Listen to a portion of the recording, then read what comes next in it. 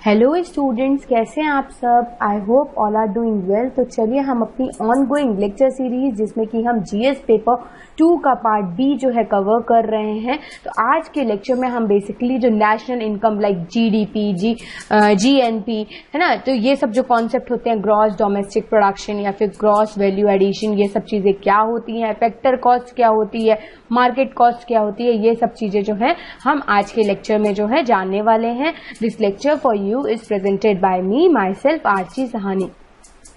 As you all know कि हमारे MPPSC के मेंस के पेपर्स में 6 पेपर्स होते हैं। Like if we talk about GS paper 1, 2 to 6, and हमारी जो टीम है they are providing good quality of the lectures. अगर हम बात करें तो चाहे वो वीडियो लेक्चर्स की हो या फिर सिर्फ और सिर्फ कोर्स कंटेंट की हो, क्योंकि हम जो है अपने कंटेंट मतलब अपने जो है नोट्स भी प्रोवाइड करते हैं स्टूडेंट्स को। तो दोनों ही चीज में हम बहुत ही अच्छा कंटेंट प्रोवाइड कर रहे हैं। और जो लोग हमें पहले से जो है ज्वाइन कर रखे हैं तो उनको भी पता है कि what is our quality level. Okay, तो आप बिल्कुल भी घबराइएगा नहीं कि जीएस की हिंदी वाला पेपर जो 5 है या ऐसे राइटिंग है वो होगा कि नहीं। तो आपका सारा जो कवर है वो हमारे द्वारा या हमारी डिफरेंट फैकल्टीज के द्वारा जो है कवर अप कराया जाएगा, राइट। और ये जो पूरा सिलेबस है जो आपके लिए तैयार किया गया है, that is whole stake 2 MPPSC का जो लेटेस्ट सिलेबस में काफी जो चेंज हुआ है, जो 2020 में अभी रिसेंट में ही 2019 के दिसंबर में नया नोटिफिकेशन आया और उसमें बताया गया कि 2020 से अपकमिंग एग्जाम्स कैसे होंगे, है ना, अपकमिंग का जो पैटर्न है एग्जाम का वो कैसा होगा। तो ये सब चीजों को मद्देनजर रखते हुए हमने ये पूरी लेक्चर सीरीज आपके लिए रेडी की है। और आज के लेक्चर में हम जो है यूनिट 2 का जो अपना सेकंड पार्ट हुआ, sub part 2 basically we says that कि मेजरमेंट ऑफ नेशनल इनकम, ये सब चीजें कवर करेंगे। और बाकी अगर इसकी जो है आपको पूरा रोड मैप और कैसे हम फॉलो कर रहे हैं लेक्चर सीरीज को, हम कैसे आगे बढ़ाएंगे और पूरा पार्ट बी जीएस पेपर 2 का कैसे कवर अप करेंगे, तो आप इंट्रो वाली वीडियो जो है देख सकते हैं, right. So that's all about our syllabus. और मेन चीज बात यह है कि हमारे ये जो है ये डिफरेंट यूनिट्स हैं, जीएस पेपर 2, 3, ये सब मैं आपको इंट्रो में ऑलरेडी ही बता चुकी हूँ। This is something about me. आप इसमें मेरे बारे में जो है जान सकते हैं, थोड़ा सा खुद से भी पढ़िए। और उसके बाद हमारे द्वारा जो है डिफरेंट काइंड ऑफ कोर्सेज आपके लिए रन किए जा रहे हैं। इफ वी टॉक अबाउट कि हमारा जो मेंस का अपना जो पूरा कोर्स है ना, मेंस जो अभी हम पढ़ रहे हैं that is stick to mains MPPSC का एग्जाम जो 2020 का मेंस का होगा, प्रीलिम्स 2020, मॉक टेस्ट सीरीज का स्टूडेंट्स को रहता है कि हमारी प्रिपरेशन अच्छी है, जो कई 2-3 साल से कर रहे होते हैं, कुछ मेंस कुछ इंटरव्यू भी दिए होते हैं, तो उनको they does need some practice test papers. तो चाहे हम वो प्रीलिम्स की बात करें या फिर मेंस की बात करें, हम दोनों ही उसमें आपको जो है मॉक टेस्ट सीरीज प्रोवाइड करते हैं। फिर उसके बाद हम मेंस का आंसर राइटिंग डिस्कशन, जो प्रीवियस ईयर्स में क्वेश्चन है उसके आंसर आपको कैसे लिखने थे और लिखने इन फ्यूचर अगर इस टाइप के क्वेश्चन आते हैं तो आपको उनको कैसे अटेंड करना है, ये सब जो स्ट्रैटेजीज हैं हम इस कोर्स में बताते हैं। एंड एट लास्ट अगर आपको वीडियो लेक्चर से ज्यादा अच्छा लगता है कि आपको कंप्लीट नोट्स मिल जाए जीएस पेपर 1 से जीएस पेपर 6 तक, तो हम अपने नोट्स भी आपको प्रोवाइड करते हैं।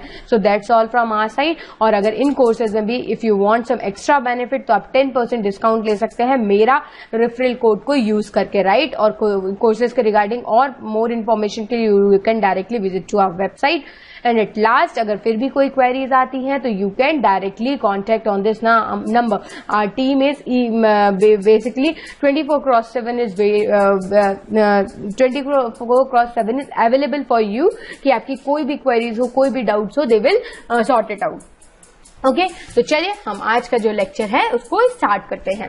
तो बेसिकली सबसे पहले तो हम ये जानेंगे कि नेशनल इनकम का कॉन्सेप्ट आया क्यों, क्योंकि जो हमारा टॉपिक है वो यही बोलता है कि कैलकुलेटिंग द नेशनल इनकम। तो बेसिकली नेशनल इनकम मतलब क्या कि जैसे फॉर एग्जांपल हमने बात किया कि मैं हूं पर्टिकुलर एक आई एम टीचिंग यू, ठीक है। तो मेरा जो पर्सपेक्टिव मतलब मेरा जो जॉब है वो मेरा टीचिंग जॉब है। फिर एक दूसरा इंडिविजुअल है वो डॉक्टर है, तीसरा है वो एग्रीकल्चर लेबरर है, चौथा जो है वो कुछ मतलब कोई प्राइवेट फर्म में काम कर रहा है। तो ये क्या हो गई, एक इंडिविजुअल लेवल के लोगों की जो है सैलरी या फिर सोर्स ऑफ इनकम हो गई।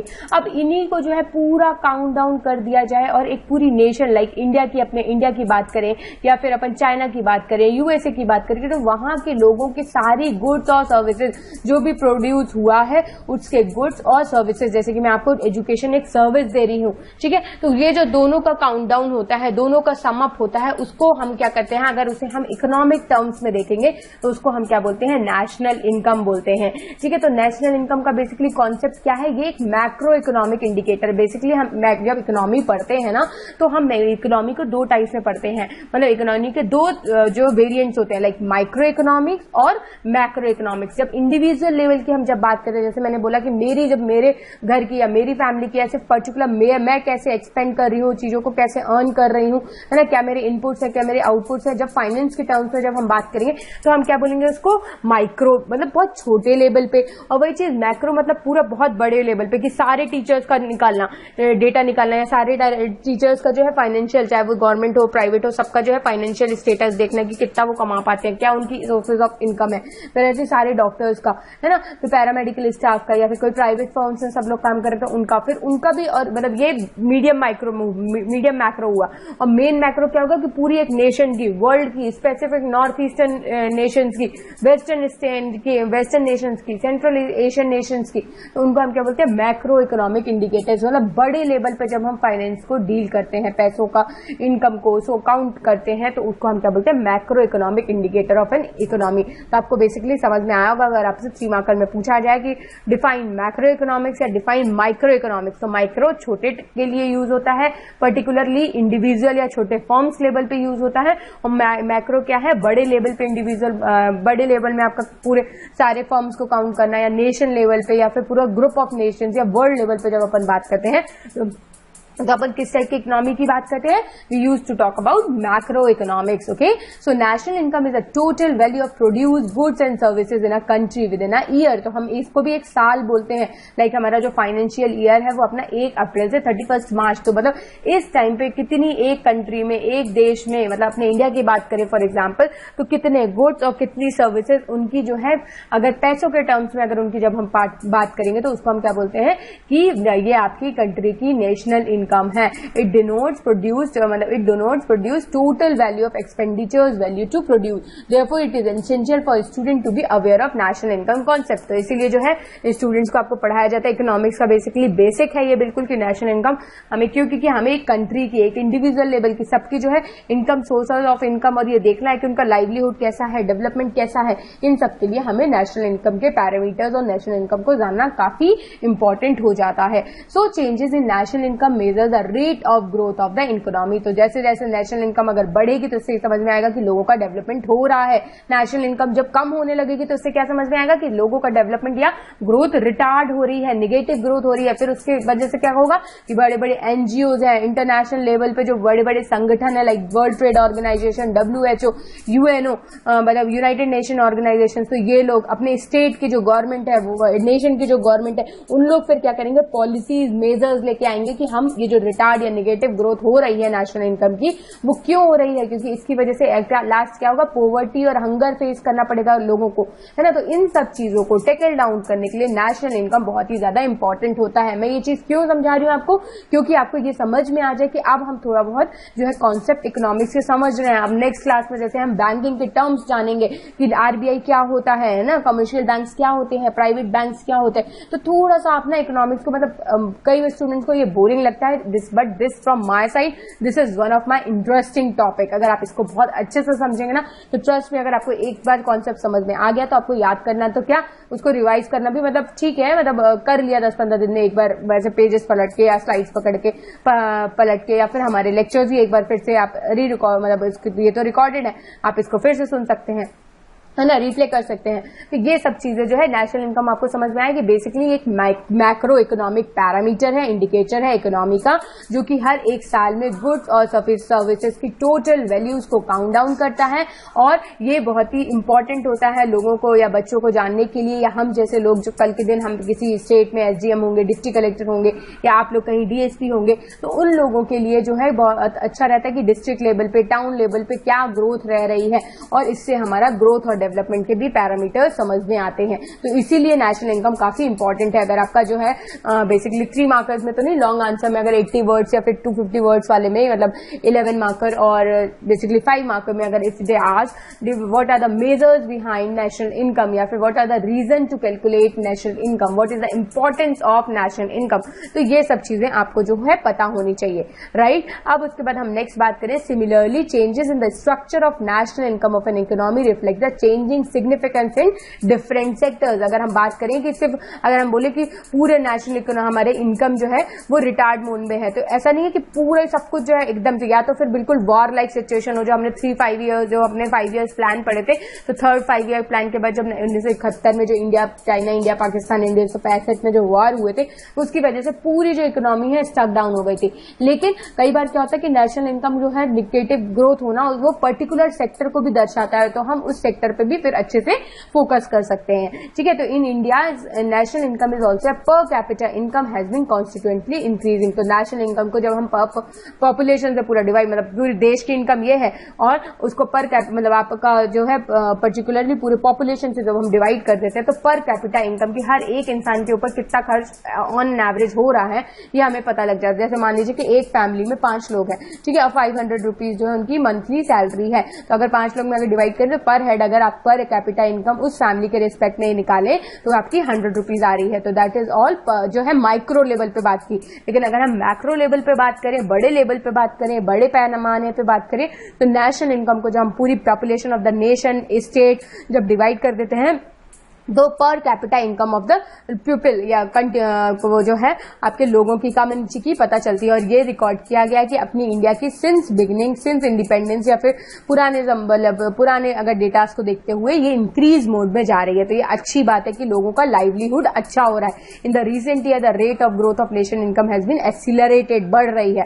ठीक है, एक्सीलरेशन हो रहा है, रिटार्डेशन नहीं हो रहा है। It indicates that the economy has a growing in a faster rate in the recent year than in the past. Along with this, the structure of national income has also undergone changes, or the tertiary sector has emerged as a dominant sector of an economy. तो tertiary sector जो services sector होता है, जिसको हमने बहुत अच्छे से last class में समझा, तो वो भी काफी ज्यादा जो है इम्पैक्टफुल है। और ये जो नेशनल इनकम जो है पूरा कैलकुलेट जो होता है वो होता है सेंट्रल स्टैटिस्टिकल ऑर्गेनाइजेशन, जो हमारा CSO है हमारी इंडिया में, वो मिनिस्ट्री ऑफ कॉमर्स के अंदर जो वर्क करता है, यही पूरा नेशनल इनकम, GDP, GNP ये सब चीजें कैलकुलेट करता है। तो the task of preparing national income estimates has been assigned to CSO, and CSO has been producing annual official estimates of national income of India since 1955 से जो है ये इस टाइप से पब्लिश करता है डेटा। उसकी एक एनुअल रिपोर्ट आती है नेशनल अकाउंट स्टैटिस्टिक्स। इसमें पूरा हर कैपिटा आपका स्टेट वाइज क्या रिकॉर्ड है ना, आपका जो है पर कैपिटा पर्सन का क्या है, कितना हमने एक्सपोर्ट्स में कमाया, कितना हमने इम्पोर्ट किया, और वो एक्सपोर्ट और इम्पोर्ट में पर्टिकुलर एक एक सेक्टर वाइज जो है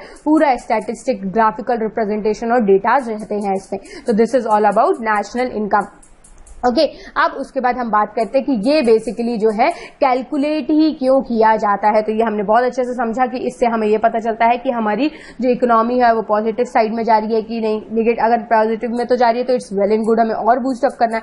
अगर वो रिटार्ड मोड में जा रही है तो हमें स्पेसिफिकली देखना है कि कौन सा सेक्टर जो है वो रिटार्ड मोड में जा रहा है या पूरी जो है इकोनॉमी ही कोलैप्स हो रही है किसी नेशन की। तो इन सब चीजों के लिए जो है नेशनल इकोनॉमी या फिर नेशनल इनकम का कॉन्सेप्ट जो है कैलकुलेट करना काफी इंपॉर्टेंट माना जाता है। In the world, some of the countries are developed and some of the countries are underdeveloped. जैसे India is a developing country, which is the criteria to determine what is the basis difference between them. तो ये developed और developing का ये जो criteria है ना, ये भी national income पे ही depend करता है। ठीक है, the answer is that some tools need to be calculated, और वो tools आपके क्या हैं, like GDP, GNP, है ना। तो ये सब चीजें अब बेसिकली अब हम ये देखेंगे कि नेशनल इनकम आपकी कैसे कैलकुलेट की जाती है। तो बेसिकली आपके इसके 3 जो है कैलकुलेशन मेथड है। लाइक सबसे पहला तो आपका क्या है, प्रोडक्शन मतलब कि कितने गुड्स प्रोड्यूस हुए उनकी वैल्यू देख ली जाए, और कितनी सर्विसेज प्रोड्यूस हुई उनकी वैल्यू कर दें, और उनकी एज एन इनकम या फिर उसको एज अ फाइनेंस मतलब पैसों के टर्म पे जो है उसको नाप लिया जाए, तो उससे हम क्या बोलेंगे, प्रोडक्शन मेथड।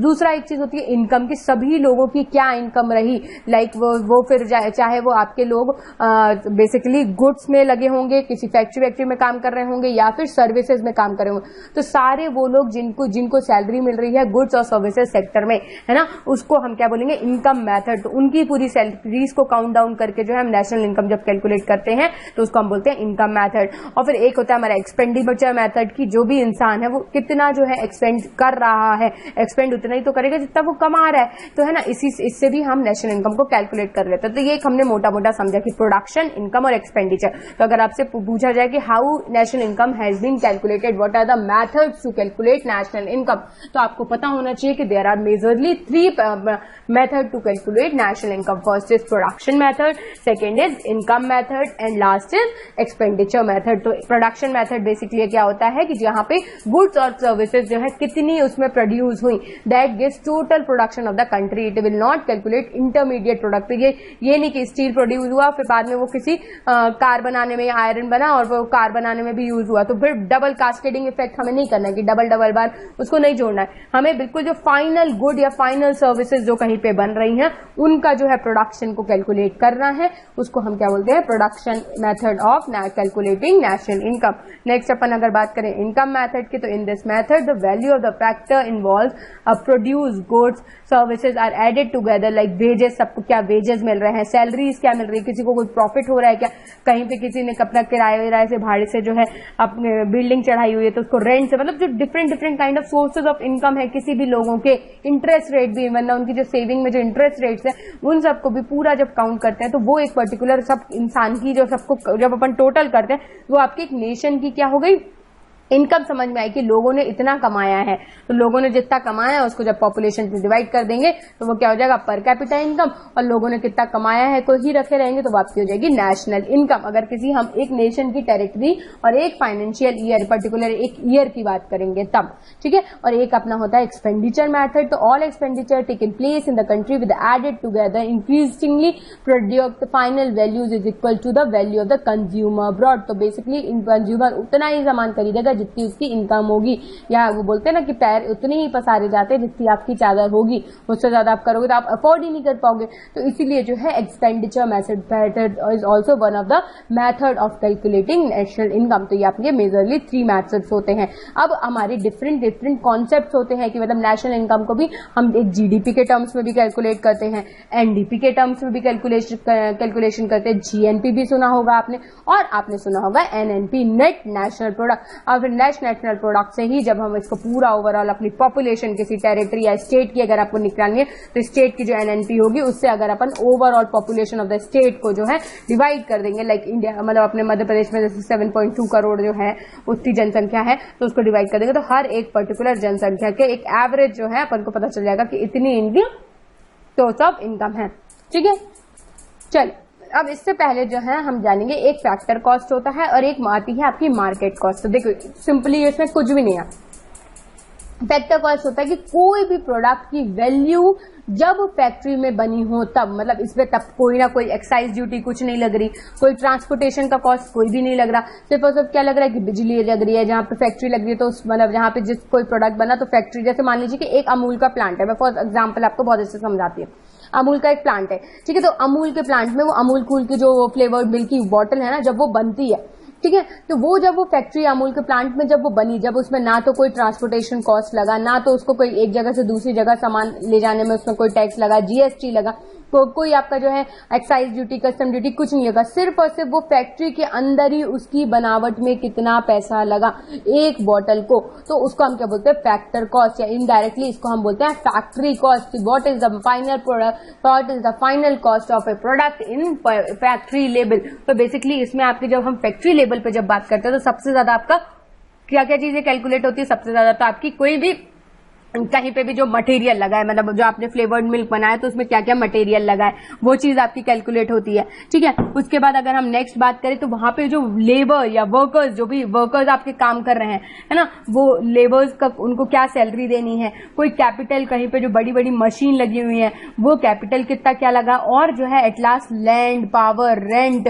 ये सब जगहों का जो है पूरा, अगर जब हम प्रोडक्शन कॉस्ट अगर हम पूरा इसको मान ले कि कितना पूरा प्रोडक्शन कॉस्ट लगा है, उसी को हम क्या बोलते हैं, फैक्टर कॉस्ट बोलते हैं. आया समझ में. ऐसी अगर हम बात करें अपनी मार्केट कॉस्ट की, तो जब ये प्रोडक्ट जो अमूल की फ्लेवर्ड मिल्क की बॉटल थी, जब वो मार्केट में आई उसमें जीएसटी लग गया, ट्रांसपोर्टेशन कॉस्ट लग गया, एक एक प्रोडक्ट में भी समझ रहे हैं आप, उसमें पैसे बढ़ जाते हैं. तो जब market cost is calculated after adding indirect taxes like GST at the factor cost of the product, तो इसको हम या तो एक्स फैक्ट्री प्राइस भी बोलते हैं, या एक्स फैक्टर कॉस्ट भी बोलते हैं, या फिर मार्केट कॉस्ट भी बोलते हैं.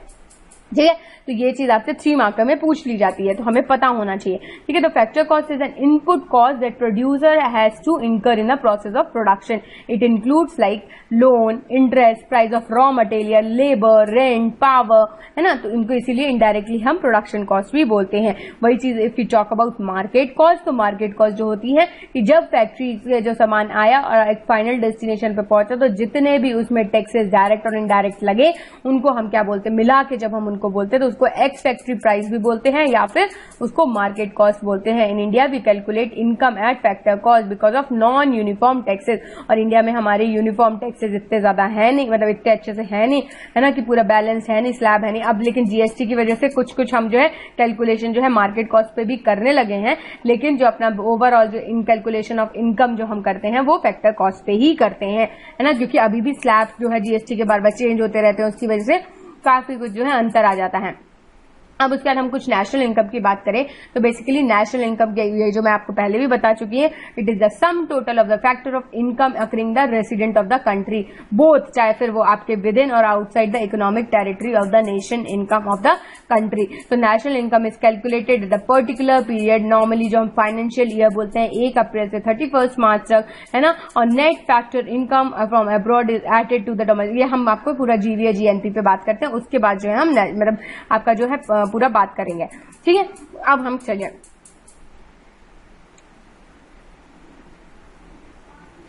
सबसे पहले तो हम ये कुछ कॉन्सेप्ट जानते हैं, नेशनल इनकम के कॉन्सेप्ट जानते हैं, जीडीपी, जीएनपी, और फिर उसके बाद अपन नेट नेशनल इनकम या नेट नेशनल जो है आपकी सैलरी, पर्टिकुलर इंसान की जो प्रोडक्टिविटी है वो क्या है। सबसे पहले तो जीडीपी जानते हैं। देखिए, जैसे कि अगर हमारे पास ये इंडिया है, इंडिया की टेरिटरी हो गई। अब इस इंडिया की टेरिटरी में जितने भी गुड्स हुए या मतलब प्रोड्यूस हुए किसी एक फाइनेंशियल ईयर में, जितनी भी सर्विसेज हुई किसी एक फाइनेंशियल मतलब उसी एक फाइनेंशियल ईयर, मतलब गुड्स अलग साल और सर्विसेज अलग साल नहीं, एक ही टाइम पीरियड में, मतलब आपका ज्यादातर वो 1 अप्रैल से 31 मार्च बोलते हैं, है। तो हमने 1 अप्रैल से 31 मार्च में कितनी गुड्स प्रोड्यूस की, कितनी सर्विसेज प्रोड्यूस की। लेकिन इसमें हम ये नहीं देखेंगे कि क्या वो प्रोड्यूस किसी ने फॉरेनर ने की या फिर इंडियन ने की, हमें सिर्फ ये देखना है कि ये इंडियन टेरिटरी के अंदर होनी चाहिए, दैट्स ऑल। ठीक है। तो ग्रॉस मतलब कि ओवरऑल डोमेस्टिक, मतलब आपकी एक किसी टेरिटरी में, मतलब आपकी इंडिया, अगर हम नेशन की बात करें तो आपकी जो है नेशंस, अगर हम ग्रॉस डोमेस्टिक प्रोडक्ट की बात करें तो आपका ओवरऑल डोमेस्टिक अपनी इंडियन टेरिटरी के अंदर, भले वो फॉरेनर ने गुड्स या सर्विसेज प्रोड्यूस की हो। मान लीजिए जैसे मैं एक इंडियन टीचर हूँ, कोई एक जो है मान लीजिए साउथ अफ्रीका से आके यहाँ पे जो है आपको पीएससी या एमपीपीएससी पढ़ा रहा है, तो उसने भी जो है वो आपकी जीडीपी में काउंट होगा, उसकी भी सैलरी आपकी नेशनल इनकम में काउंट, मतलब जब अपन जीडीपी बात करेंगे तो उसकी जो है वो उसकी सैलरी काउंट होगी। तो समझ में आया को। तो gross domestic production is the value of all final goods and services produce with in the boundary of the nation during 1 year, और वो 1 ईयर क्या है आपका वही financial year. GDP calculation includes the income of the foreigner in the country. तो मतलब आपकी मतलब जीडीपी में ये नहीं देखा जाता कि कितने फॉरेनर थे कितने इंडियंस थे, उसमें यह था कि आपकी टेरिटरी के अंदर, आपकी नेशन की टेरिटरी के अंदर कितने लोगों ने प्रोड्यूस किया गुड और सर्विसेज, उसको हमने बोल दिया ग्रॉस डोमेस्टिक प्रोडक्शन। तो इसमें फॉरेनर्स भी इंक्लूड होते हैं आउटसाइड ऑफ द इंडिया, और इसमें कई लॉसेस भी होते हैं कि कोई लोग जैसे हमारे रेमिटेंसेज भेजते हैं, तो कोई यूएस में काम कर रहा है कोई बात, वो आपके जीडीपी में कैलकुलेट नहीं होता, वो सिर्फ आप सिर्फ नेशन की टेरिटरी में की ही बात करें। वो जब हम बात करेंगे कि कोई अगर यूएसए में काम कर रहा है वहां पे है, तो वो यूएसए के जीडीपी में काउंट होगा रादर देन अपने जो है इंडिया की जीडीपी में। अब जब हम नेट करेंगे ना इसका, तब इसको माइनस प्लस करेंगे। तो आपको यहाँ पे समझ में आया जीडीपी क्या होता है।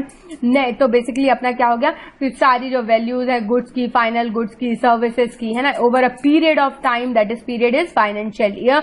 और इसका इकोनॉमिक परफॉर्मेंस वगैरह भी देखते हैं कि पॉजिटिव है कि नेगेटिव है, तो इसको हम क्या बोलते हैं, जीडीपी बोलते हैं। राइट। अब इसके बाद हम देखते हैं नेट डोमेस्टिक प्रोडक्शन। नेट मतलब क्या होता है कि प्लस माइनस कुछ हुआ होगा। तो अब बेसिकली नेट में क्या हुआ कि हमने क्या कर दिया कि जो ग्रॉस डोमेस्टिक प्रोडक्शन था, क्या पता कि वो जो सारे गुड्स थे या फिर सारी सर्विसेज थी वो हमेशा प्रोडक्शन लेवल पे ही गई हो। कुछ मान लीजिए कि जैसे कि कुछ गुड्स तो थे वो खराब हो गए, उनको किसी ने खरीदा ही नहीं। कुछ जो सर्विसेज थी, मान लीजिए कि फॉर एग्जाम्पल कि कोई इंस्टीट्यूट है, कोई स्कूल है, उनका 12th क्लास तक जो है स्कूल है, पर उसमें क्या हुआ कि पर्टिकुलर कुछ कुछ सीट्स जो है खाली रह गई, तो उसकी वजह से जो उनको एजुकेशन फैसिलिटीज प्रोवाइडेड करनी थी वो सर्विसेज उनकी क्या हो गई, रिटार्ड हो गई या फिर डेप्रिशिएट बोलते हैं एक तरीके से, खराब हो गई, है ना। तो वो जो डेप्रिसिएशन जो होता है ना आपका ओवरऑल अगर गुड्स ग्रॉस डोमेस्टिक प्रोडक्ट में, वो आपका क्या है, इनकम नहीं, ज्यादातर आपका माइनस में चला जाता है, ठीक है। तो उसको हमें माइनस, क्योंकि जैसे मान लीजिए कि गुड्स अपन प्रोड्यूस कर रहे, तो जो बड़ी बड़ी मशीनें हैं वो भी तो कुछ टाइम तक घिसती है ना, मशीनें मान लीजिए 10-12 साल 15 साल, लेकिन वो मशीन में भी जो हमने कैपिटल इन्वेस्टमेंट किया, लॉन्ग टर्म इन्वेस्टमेंट किया, कुछ 15 साल बाद फिर से तो हमें उसको इन्वेस्टमेंट करना ही है ना। तो जब हम डेप्रिसिएशन, तो हर एक साल का उसका डेप्रिसिएशन को उसको माइनस करते रहते हैं कि कहीं वो मशीन में हमने कुछ ठीक तो नहीं कराया था, टूट फूट तो नहीं हुई थी, बिजली अगर फैक्ट्री में चली गई थी तो बिजली विभाग वाले या फिर इलेक्ट्रिशियन आया था तो कितने रुपए ले गया था। तो ये सब चीजें आपके इसमें क्या हुआ, गुड्स एंड सर्विसेज के लिए ये सहायक तो थे, हेल्पफुल तो थे, लेकिन इनने क्या किया कि एट लास्ट जो है प्रोडक्शन जो है उसको निगेटिव कर दिया। तो इसीलिए जो है नेट डोमेस्टिक प्रोडक्शन में आपका जीडीपी में से आपका क्या करते हैं, आपका डेप्रिसिएशन या फिर हानि को जो है माइनस कर देते हैं, जिससे हमें ओवरऑल जो है पॉजिटिव साइड पता चल जाती है कि कितना हमने मतलब ग्रॉस प्रोडक्शन जो है उसका नेट डोमेस्टिक प्रोडक्शन हमारी नेशन का कितना हुआ, ठीक है। अब उसके बाद आता है अपना जीएनपी, ये सबसे काफी इंपॉर्टेंट है। अगर आपको ये समझ में आ गया तो आपको समझ लीजिए कि आपको ये पूरा जो है कॉन्सेप्ट नेशनल इकोनॉमी का कॉन्सेप्ट समझ में आ जाएगा, ठीक है। तो अपना क्या है कि जैसे कि अपन ने देखा कि इंडिया की टेरिटरी में ग्रॉस जीडीपी अपना क्या हो रहा था, जीडीपी वो क्या हो रहा था अपना कि अपनी कंट्री के अंदर, चाहे फिर वो फॉरेनर हो फिर या फिर अपना खुद का इंडियन हो, वो अगर प्रोड्यूस कर रहा है तो वो जीडीपी के अंदर आ रहा है। लेकिन वही जीडीपी से अगर हम जीएनपी ग्रॉस नेशनल की बात करें, मतलब नेशनल मतलब सिर्फ और सिर्फ इंडियन, तो हम क्या करते हैं इसमें कि जितने भी फॉरेनर्स ने यहाँ पे प्रोड्यूस किया उसको हम जीडीपी से माइनस कर देते हैं, और जितने भी इंडियन जो बाहर पे काम कर रहे थे, जो वहां से सैलरी इंडिया में लेके आ रहे थे, उन लोगों को जो है प्लस में कर दिया। तो इससे क्या पता चला कि ओवरऑल हमारी जो कंट्री की, नेशन की इकोनॉमी की कितनी जो है पैसे हम कमा पा रहे हैं। तो इसको हम क्या बोलते हैं, इसको हम बोलते हैं ग्रॉस नेशनल प्रोडक्ट। तो इसका आपका बिल्कुल सिंपली है कि जीडीपी में से अपन ने माइनस कर दिया कि वो फॉरेनर जो अपने इंडियन की टेरिटरी से पैसे कमा रहे थे उनको हमने माइनस किया, जिससे हम ताकि कि नेशन का हम प्रोडक्शन तो देख सके, और ऐसी जो बाहर में इंडियंस थे उन लोगों का हमने प्लस कर दिया। तो हर देश में ये चीज ग्रॉस नेशनल प्रोडक्ट ऐसे ही कैलकुलेट होती है, ठीक है। तो इसका डायरेक्टली अगर फॉर्मूला भी, वैसे अगर आपको समझ में आ गया तो उसका फॉर्मूला के याद करने की जरूरत ही नहीं है, लेकिन समझ लीजिए कि एक्स मतलब वही जो मतलब कंट्री के मतलब अपने इंडियन लोग जो बाहर रह रहे हैं तो उनकी इनकम क्या होगी, प्लस हो जाएगी, और वही जो आउटसाइड के लोग जो इंडिया में रह रहे हैं उनकी सैलरी या गुड सर्विसेज जो उन्होंने प्रोड्यूस की उसको माइनस कर देंगे। तो उसको हम क्या बोलते हैं, आपको हम बोलते हैं ग्रॉस नेशनल प्रोडक्ट, ठीक है। तो GNP is the value of all final goods and services produce by the resident of the country या नेशनल या फिर नेशन के लोगों ने क्या एक फाइनेंशियल ईयर में मोस्टली आपका 1 अप्रैल टू 31 मार्च तक क्या प्रोडक्शन रहा, उसको हम क्या बोलते हैं, that is all known as GNP, gross national product, right. अगर उसके बाद अगर अपन नेक्स्ट बात करें कि while calculating GNP, income of foreigners in a country is excluded but income of the people who are living outside the country is included. तो इसीलिए जो जीडीपी में प्लस एक्स करते हैं जो अपने नेशन के लोग बाहर रह रहे हैं, और माइनस एम करते हैं जो आपके फॉरेनर्स लोग इंडिया में रह रहे हैं और प्रोड्यूस कर रहे हैं गुड्स एंड सर्विसेज, ठीक है। तो ग्रॉस जीडीपी आपको समझ में आ गया, एनडीपी मतलब नेट डोमेस्टिक प्रोडक्ट समझ में आ गया। उसके बाद जीएनपी और सिर्फ एनएनपी तो आपका एट लास्ट होता है कि सिर्फ जो जीडीपी में से भी आपका, एक मिनट इसको भी देख लेते हैं, ये स्लाइड यूएस पे जीएनपी की बात कर रहे हैं। तो India GNP is always lower than the GDP, तो क्योंकि हम ये देखेंगे कि हमारे यहाँ पे फॉरेनर्स ज्यादा वर्क करते हैं, हमारे इंडिया भी अगर रेमिटेंसेज वगैरह भी लेके आता है तो वो कम लेके आता है एज कम्पेयर टू जीडीपी। तो हमेशा इंडिया का जो है जीडीपी ज्यादा रहता है एज कम्पेयर टू जीएनपी। तो this is the national income according to which IMF rank nation. तो इंटरनेशनल मॉनेटरी फंड जो नेशन को रैंकिंग देता है उनकी नेशनल इनकम के अकॉर्डिंग, तो वो जीएनपी के अकॉर्डिंग ही देता है। It allow for knowledge of factor in the production behaviour and pattern of the economies dependence. तो इससे हमें बेसिकली यही पता चलता है कि क्या पैटर्न है इकोनॉमी का, क्या बिहेवियर है, कैसा जो है आउटसाइड वर्ल्ड और कैसे लोगों का वहां पे इंटरनेशनली इकोनॉमिक जो है सिनेरियो देखा जा रहा है। It indicates both qualitative as well as quantitative aspect. Qualitative means quality of life, means कि आपका डेवलपमेंट कैसा हो रहा है, और क्वांटिटेटिव मीन्स कि आपकी ग्रोथ कैसी हो रही है, आपकी वैल्यू जो है जीडीपी या जीएनपी में कैसी बढ़ रही है, ठीक है। तो ये सब जो है ग्रॉस नेशनल प्रोडक्ट के बारे में आपको पता होना चाहिए। तो फाइनल प्रोडक्ट तो all goods and services purchase from consumption and investment and not for resale. तो अब उसके बाद हमारा आता है कि वैल्यू एडेड। तो अब हमें अगर आपने सुना हो कि एक वर्ड आता है GVA, ग्रॉस वैल्यू एडिशन, तो इसमें भी ग्रॉस वैल्यू एडिशन भी आपका नया ही कॉन्सेप्ट है। उसमें क्या होता है कि वैल्यू कहाँ कहाँ पे ऐड की गई, उन वैल्यूज को जब हम जोड़ते हैं, जैसे मैंने बोला था ना कि स्टील अपना क्या हुआ, स्टील के प्रोडक्शन पे भी हमने कैलकुलेट कर लिया। फिर जब स्टील को हमने कहीं पे एरोप्लेन इंडस्ट्री में बनने में काम आया, कार बनने में काम आया, कहीं पे भी हाउस होल्ड इंडस्ट्री में काम आया, उनको भी हमने काउंट कर दिया। तो इसकी वजह से क्या होता है, कास्केडिंग इफेक्ट। तो इसीलिए इसको मतलब इसको GADP के बाद जो कॉन्सेप्ट आया था अपना GVA आया था कि हर जगह जहां जहां वैल्यू ऐड हो रही है उन वैल्यूज को जो है जोड़ते जाए, ताकि एट लास्ट हमारा क्या हो कि आपका जो है ग्रॉस नेशनल इनकम में बहुत ज्यादा जो है मतलब आपको गलत जो है डेटाज ना मिले, परफेक्ट डेटाज मिले। लेकिन अब तो हम GST की बात करते हैं, ठीक है। अब उसके बाद आपका नेट NNP क्या होता है, मतलब ग्रॉस नेशनल प्रोडक्ट में ही जब आप डेप्रिसिएशन, क्योंकि ग्रॉस का नेशनल प्रोडक्ट में भी तो आपका डेप्रिसिएशन तो हो ही रहा होगा, नेट मतलब जब भी आता है ना तो आपका डेप्रिसिएशन ही होता है। तो GDP से भी जब नेट करते हैं तो NDP हो जाता है, ऐसे GNP से भी आपका जब डेप्रिसिएशन या फिर हानि या जितना भी टूट फूट हुई उनको अपन हटा देते हैं तो वो NNP हो जाता है, GNP माइनस जो है आपका डेप्रिसिएशन। तो the net national product is an economy of GNP after deducting the loss due to depreciation. तो NNP is at a factor cost. तो वही फैक्टर कॉस्ट पे अलग होती है। फैक्टर कॉस्ट मीन्स कि आपकी मार्केट मतलब आपकी फैक्ट्री में जो है आपकी उस प्रोडक्ट की वैल्यू क्या थी, और वही चीज अगर हम बात करें मार्केट प्राइस की तो आपकी जो है एक्स फैक्ट्री उस प्रोडक्ट की प्राइस क्या थी। So net national product the market cost is equals to जो factory price plus indirect taxes क्या लगे और गवर्नमेंट ने कोई सब्सिडीज दी क्या, तो मार्केट प्राइस में क्या हो जाता है, मार्केट प्राइस में आपके इनडायरेक्ट टैक्सेस तो लग जाते हैं और सब्सिडीज माइनस हो जाती हैं, जिससे हमें एक ओवरऑल जो है नेट जो है डेप्रिसिएशन का डेटा मिल जाता है। सो अब हम कुछ देखते हैं, कुछ आपकी टर्मिनोलॉजी जो कि आपकी क्या होती है, आपकी डे टू डे आपसे अपने एग्जाम के पॉइंट ऑफ व्यू से अगर हम बात करें तो ये आपसे पूछी जा सकती है। सबसे पहले तो हम बात करेंगे क्लोज्ड इकोनॉमी की। अगर पूछे आपसे कि डिफाइन क्लोज्ड इकोनॉमी कि क्लोज इकोनॉमी क्या होता है, तो बेसिकली वो इकोनॉमी या वो देश या क्लोज इकोनॉमी कंट्री बोले या स्टेट बोले तो वो देश या वो स्टेट जो कि अपना ना तो सामान एक्सपोर्ट करता है और ना ही कहीं से बाहर से इंपोर्ट करता है, मतलब वो सेल्फ सफिशिएंट है, उसको ये लगता है कि हमें जो भी करना हो वो हम खुद करेंगे। आज की डेट में if I given a good example like north Korea, तो नॉर्थ कोरिया ना ही किसी पे डिपेंडेंट है और वो बहुत ही ज्यादा सेल्फ डिपेंडेंट है।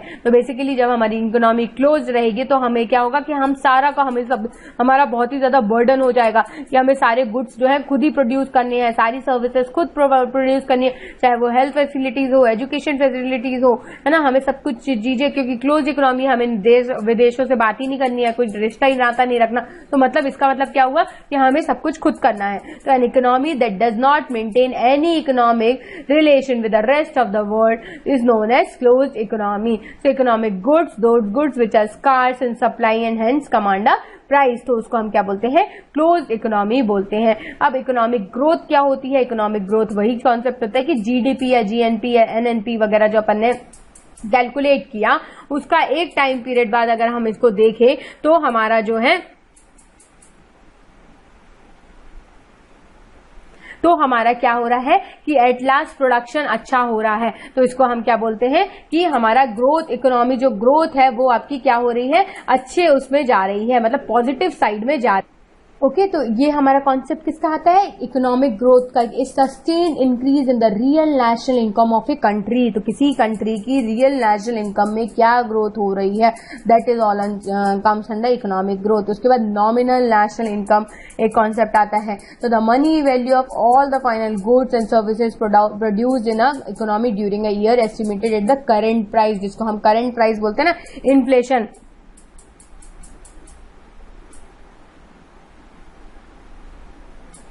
है ना, तो जिसको हम इन्फ्लेशन बोलते हैं, या करंट प्राइस में कितनी जो है महंगाई चल रही है, उन सबको जो है देखते हुए एट लास्ट अगर जो आपका जो फाइनल प्रोडक्ट या नेशनल इनकम जब निकाली जाती है तो उसको हम क्या बोलते हैं, उसको हम बोलते हैं कि नॉमिनल प्राइस की, ये आपकी नॉमिनल प्राइस है, एस्टिमेट करंट प्राइस से। वही चीज अगर आपकी एक फिक्स्ड, मतलब एक किसी एक आपने कोई एक साल को जो है फिक्स कर दिया कि इस समय जो है सबसे ज्यादा जो है उतार चढ़ाव आए थे, है ना, उस समय जो है उतार चढ़ाव वाली स्थिति में जो है हमने एक बेस ईयर रख दिया कि नहीं यार ये हमारा बेस ईयर होना चाहिए, और इससे हमें इसमें काफी ट्रेमेंडस चेंजेस आए।